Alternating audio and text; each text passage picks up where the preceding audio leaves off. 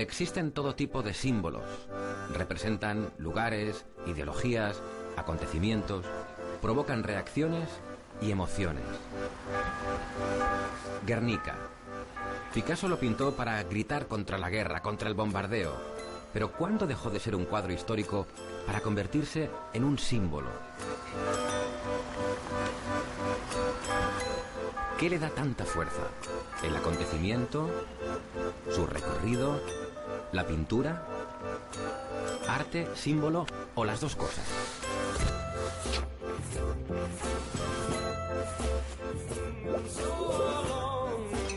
Las obras se tocan, se ven, pero en el arte siempre hay una mitad invisible que explica muchos porqués.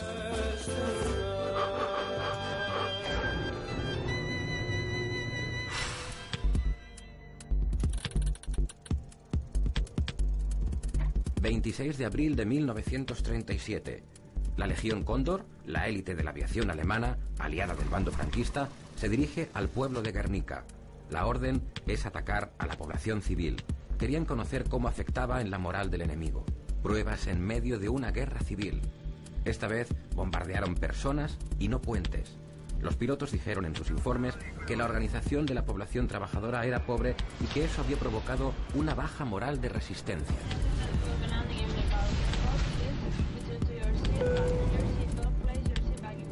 Me pregunto qué verían los pilotos desde arriba, qué pensarían las víctimas. Se considera el primer ataque contra civiles, el capítulo más conocido de la Guerra Civil Española.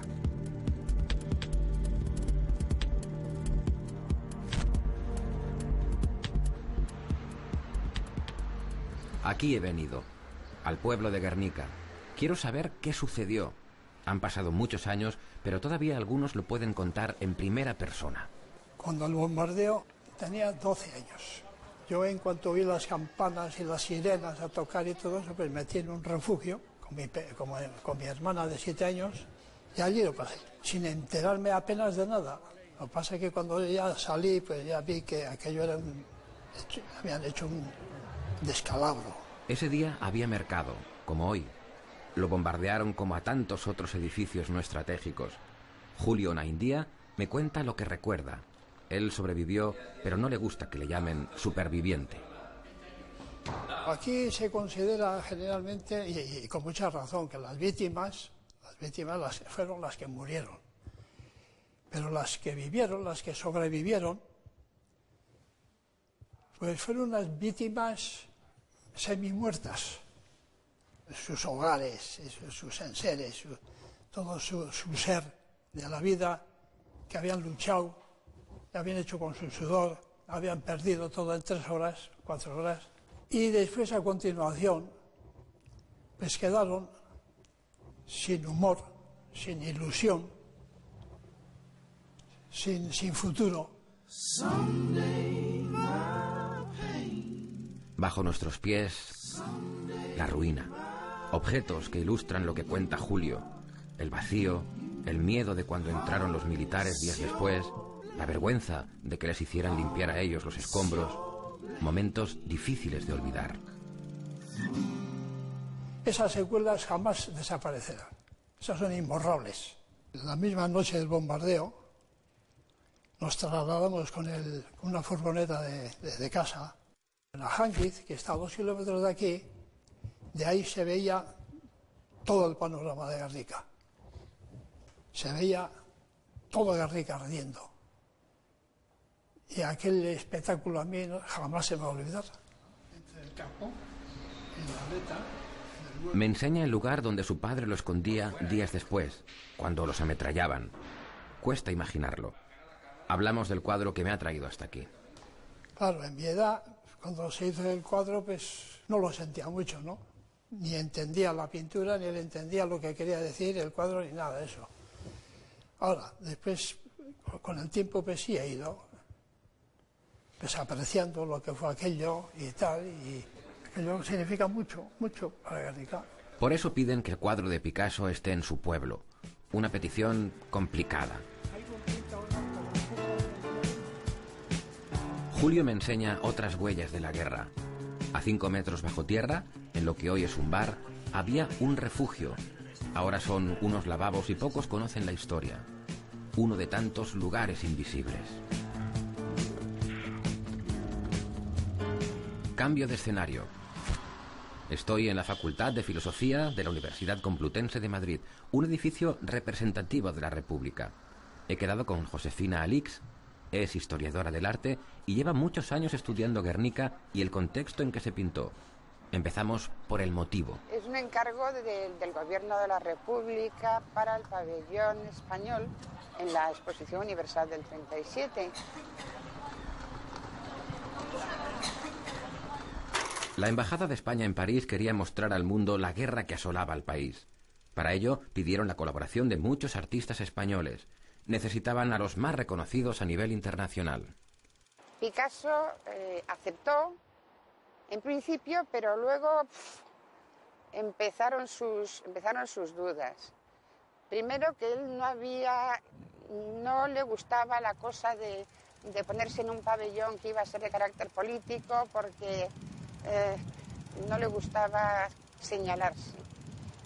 Segundo, porque él no había pintado jamás una pintura tan enorme, tan grande, y se le escapaba el lienzo, es decir, no eso.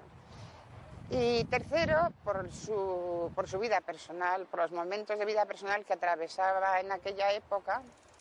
Picasso estaba casado con Olga Koklova, casado pero separado. Luego tenía a su amante de hace muchísimos años, que era María Teresa Walter, con la cual tenía una hija. Y en el 36 mismo le habían presentado a Dora Maar. Y entonces Picasso se cuelga absolutamente de Dora Maar, y Dora Maar es la que le empuja, a trabajar y a hacer estas cosas, porque él estaba, con estas cosas de las mujeres, estaba completamente ido. Llevaba un año sin pintar. Picasso siempre estuvo rodeado de mujeres, toda su vida fueron una fuente de inspiración. Las retrataba. Sus formas aparecen en sus pinturas. Dicen que en cada época es fácil saber con quién estaba. En el Guernica, con Dora Maar. Ella es la mujer del Quinqué, según me cuenta Josefina. Hablamos de lo que empezó a pintar tras el encargo. Primero fue Sueño y Mentira de Franco. Estos grabados no gustaron a los responsables del pabellón y Picasso inició el taller, el pintor y la modelo. Unos dibujos alejados de cualquier mensaje político, pero importantes, porque establecen el tamaño, la escala e incluso la composición de lo que va a ser Guernica. Pero entonces...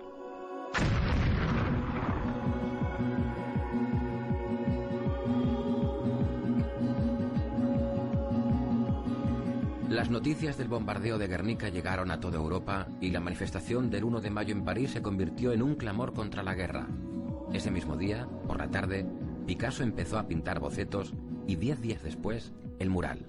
Empezó a pintar con una furia tremenda, ¿no? O sea, desde el 11 de mayo al 4 de junio pintar esa tela inmensa, hay que hacerlo con una furia especial, porque es algo que le salió de las tripas. Pues ahí está el horror de la guerra, ahí está Málaga, ahí está Guernica, están sus cosas personales, está todo eso. Josefina me muestra un libro que explica su teoría sobre la influencia que tuvieron en Picasso los acontecimientos ocurridos en Málaga meses antes. Se dice que Guernica fue el primer bombardeo contra la población civil, pero no es cierto. El primero fue en Málaga. No se conoce porque el gobierno de la República, el ejército, tal, dejaron a Málaga sola, porque ya se veía que iba a ser imposible defender Málaga, y luego se vio la cantidad de muertos y las burradas que allí pasaron, y entonces se convirtió en tema tabú y nunca se ha hablado de Málaga. Pero a Picasso, malagueño, le supone un choque brutal. Seguimos hablando de historias invisibles, de símbolos, de toros, de Dora Maar, del pabellón. Allí voy.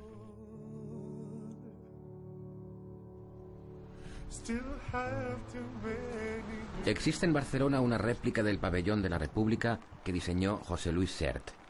Lo construyeron en 1992. Quiero ver el lugar, imaginarme el momento.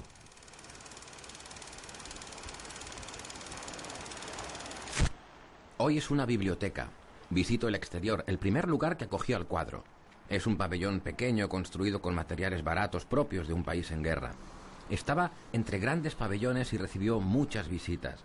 Explicaban cómo era la cultura española. Había muchas obras de arte. Picasso dijo que la pintura es también un instrumento bélico para el ataque y la defensa del enemigo. Miro la reproducción que han colocado en el lugar que ocupaba la obra y pienso en los primeros espectadores y en qué pensarían ellos. Tengo muy presente ese día. Fueron muchísimas las visitas que hicimos a la exposición internacional. Yo entré en el pabellón español con mi hermana María. Tengo que confesar que la primera impresión que yo del cuadro tuve fue de horror. Es decir, horror porque bueno, aquel cuadro ciertamente transmitía un mensaje que luego comprendí que era antibelicista, pero que en aquel momento me sobrecogió, ¿no? A Luis Hernando no le gustó el cuadro la primera vez que lo vio. Tenía 11 años y estaba exiliado en París. No fue el único. Muchas personas rechazaron Guernica en el momento. Luego la historia les haría cambiar de opinión. La segunda vez que yo vi el Guernica fue en Nueva York. Entonces me gustó mucho que la obra de un pintor español tuviera el protagonismo y el reconocimiento que tenía en el MoMA en aquel momento. Entonces yo ya miré al Guernica con otros ojos, ¿no?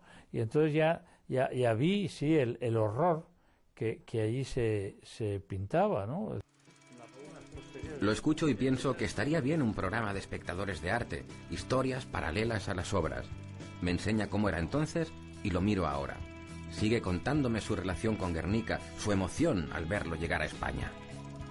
Cuando el Guernica llegó al Casón, es decir, hice una larga cola para volver a verle, ¿no? Aunque tengo que confesar que la vez que más me ha gustado es cuando lo he visto definitivamente instalado en el Reina Sofía, ¿no? Y allí voy yo. El día es gris, pero no me importa. Así me voy situando en la atmósfera que toca. Camino y llego, como hizo el cuadro, a este museo. Quiero conocer sus movimientos. La historia del símbolo está unida a su recorrido.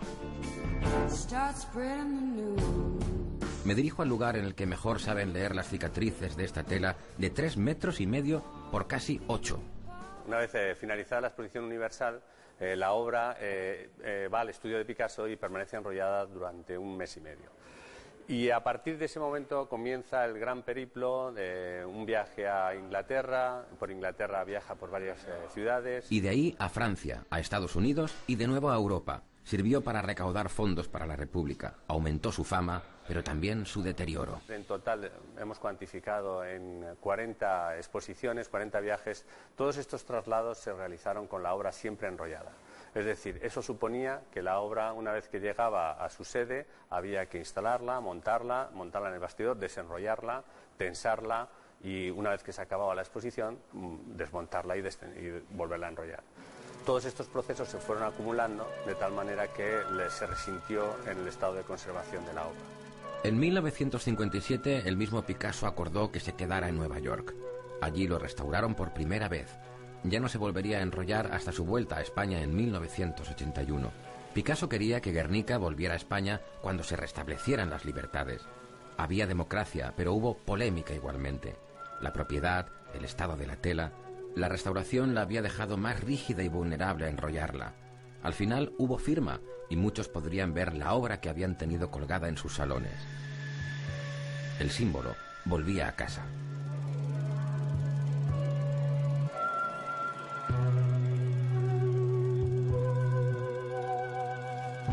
Tras un impresionante despliegue, el Guernica llegaba al casón del Buen Retiro del Museo del Prado. Habían pasado 44 años desde que Picasso lo pintó.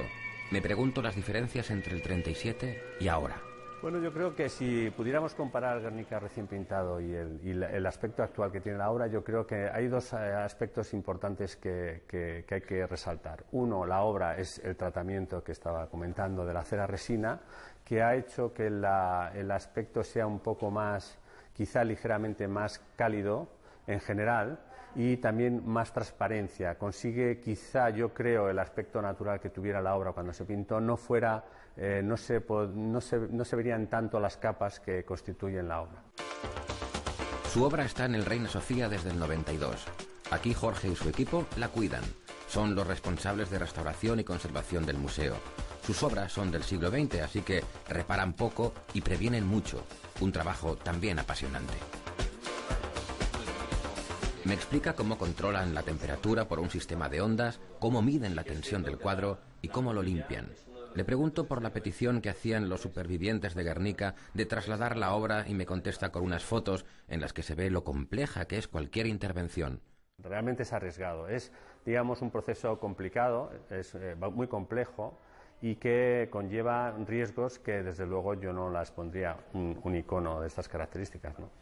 Hicimos un estudio en el 98 y el pronóstico que vemos es que la obra, si se mantiene en condiciones correctas, tendremos Guernica por generaciones, eso es incuestionable. Me acerco al cuadro por fin. La sala está entre 20 y 22 grados. Recuerdo lo que me han explicado, cómo surgió, cómo lo pintó Picasso. Veo la furia y toda su aventura hasta llegar a esta sala. Pero de la pintura aún no sé nada. Conozco el contexto, pero no la obra. Paloma Esteban es conservadora del museo, además de una apasionada de Picasso y de Guernica. Es un cuadro en el que, paradójicamente, no vamos a ver ni bombardeos, ni aviones, ni soldados, porque es un cuadro que es un alegato contra la guerra en general. Como tal, Picasso lo que utiliza son motivos que él ya estaba cultivando en su producción anterior y que se centran en dos tipos de personajes específicos. Por una parte, los personajes animales, que son el toro, el caballo y un pájaro que se ve muy en segundo plano, y luego, por otro lado, están los personajes humanos, que son sobre todo las mujeres que pueblan todo el lienzo y que van jalonando esa historia de ese gran cuadro que es Guernica. Y bajo todos ellos, un guerrero abatido. Hablamos ahora de géneros. ¿Se puede clasificar? Es realmente un cuadro que mezcla varios estilos. Es el epígono, podríamos decir, del cubismo. Formalmente tiene mucho que ver con el cubismo. En cuanto a contenido, tiene mucho que ver con el expresionismo. Y luego tiene que ver con todas aquellas vivencias que él ha recreado amparándose en cierta estética surrealista.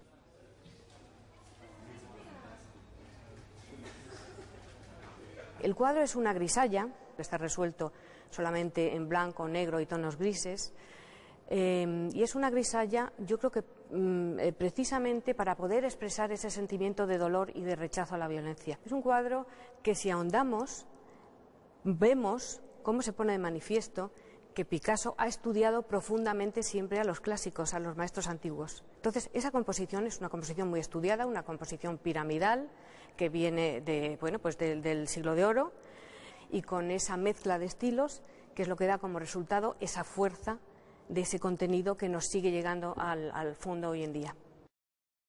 Intento captar las influencias de las que habla Paloma y también Josefina. Me planteo si surgen de forma consciente o inconsciente, si el artista las busca o las encuentra. Una pregunta sin respuesta que Picasso nunca contestará.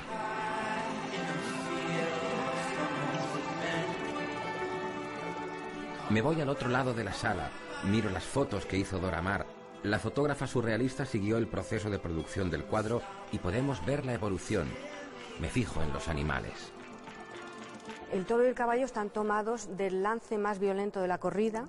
Como sabemos, la corrida es un motivo que Picasso recrea una y otra vez en su producción, salvo en la época cubista, prácticamente en toda su producción. ¿Qué significan en esta obra? La teoría más generalizada podría ser aquella que explica esta escena, este lance de la corrida de toros, como identificando al toro con el opresor en las guerras, en las situaciones violentas, y al caballo con los oprimidos.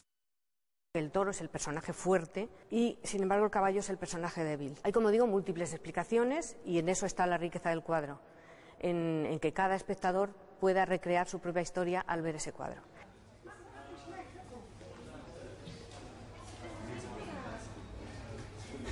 Eso quiero hacer. Voy a ver qué son estos animales para mí. Ante la pregunta inevitable del significado de cada animal, Picasso contestaba que el toro era un toro y el caballo, un caballo. Yo los miro y recuerdo lo que me contó Josefina de ellos. Cuando Picasso hizo todos los bocetos de Guernica, sobre todo, y de los bocetos que más se repiten son los del caballo. Es decir, no sabía qué hacer con el caballo. Son muy diferentes unos de otros, no sabe qué personalidad darle exactamente. Si buena, mala, y en cambio del toro solo hay 3 bocetos. Enseguida lo ha cogido. ¿Y cómo ha cogido al toro? Como un hombre, como un minotauro, como un ser, además, bello, sereno, joven, pero al mismo tiempo autorretrato, es él. Está claro que cada uno ve según mira. En Brujo, por ejemplo, me recuerda al caballo del cuadro. Está agotado, débil, pero aquí no hay bombas ni lanzas, solo un jinete con poca experiencia. Me centro ahora en los toros, en el toreo. Me acompaña Paola Dominguín, hija de torero, nieta de matador y además ahijada del pintor. La verdad es que los recuerdos que tengo de Picasso son más documentados, porque yo era muy pequeña. De hecho, en las fotos debía de tener 1 año, 2 años, 3 años, hasta los 3 años. Yo creo que fui a casa de Picasso. Me cuenta lo que decían en su casa sobre la pasión del pintor por este animal y por su padre, Luis Miguel Dominguín. Picasso tiene una gran fascinación por el mundo taurino.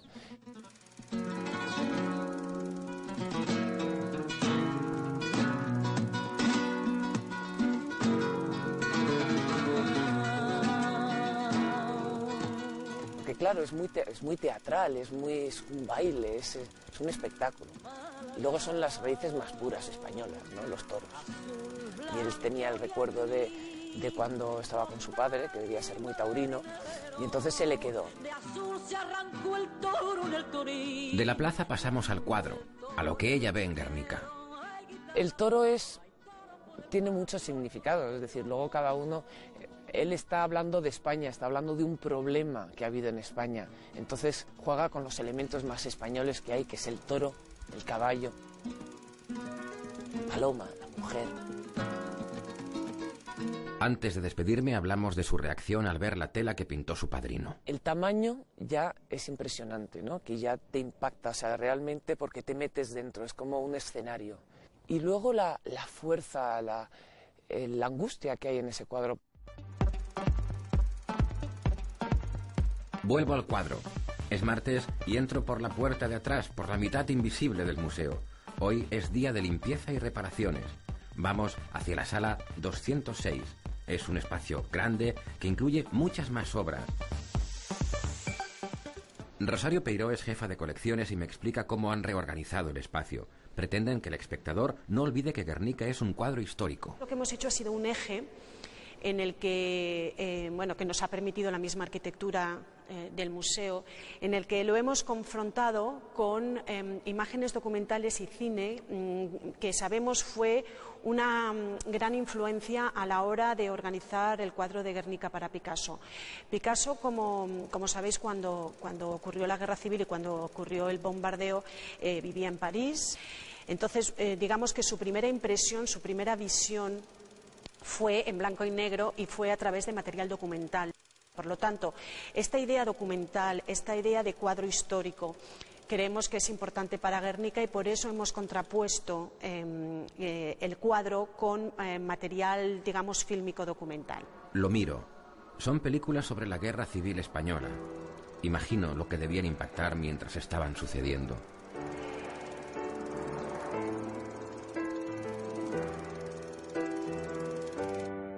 En la sala también hay algunos dibujos previos y posteriores a Guernica. Los segundos se conocen como postscriptum. Rosario me los enseña. Una vez acabado Guernica, el cuadro en sí, Picasso siguió trabajando durante algún tiempo los motivos de Guernica, como la mujer llorando o la madre con el niño muerto, y se consideran también parte de Guernica cuando hablas de él como un todo, como un conjunto de obras.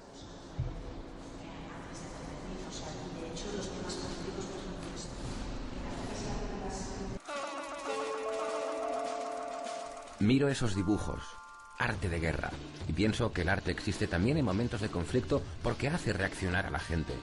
Pero no todas las obras se convierten en iconos.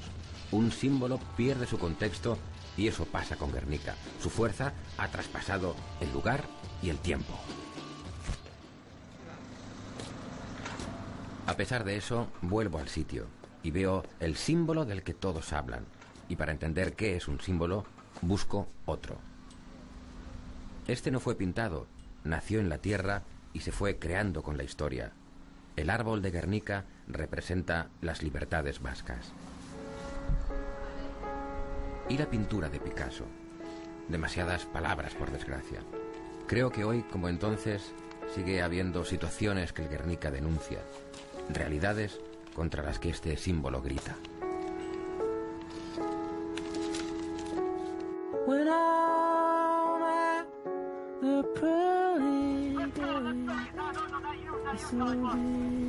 Estas son otras guerras. Ya no entran en el tema de este programa, pero aprovecho este tiempo de los créditos para que veáis que todo cuadra. Es símbolo de, del rechazo a la opresión del débil en las circunstancias que rodean a una guerra. Es decir, el grito, el dolor. O sea, no hay nada y está todo, ¿no? Aquello refleja todo lo que ocurre aquí. Para mí Guernica sería un símbolo de paz. De los gobiernos dictatoriales, de la muerte, de la injusticia, o sea, realmente se ha convertido en un símbolo universal.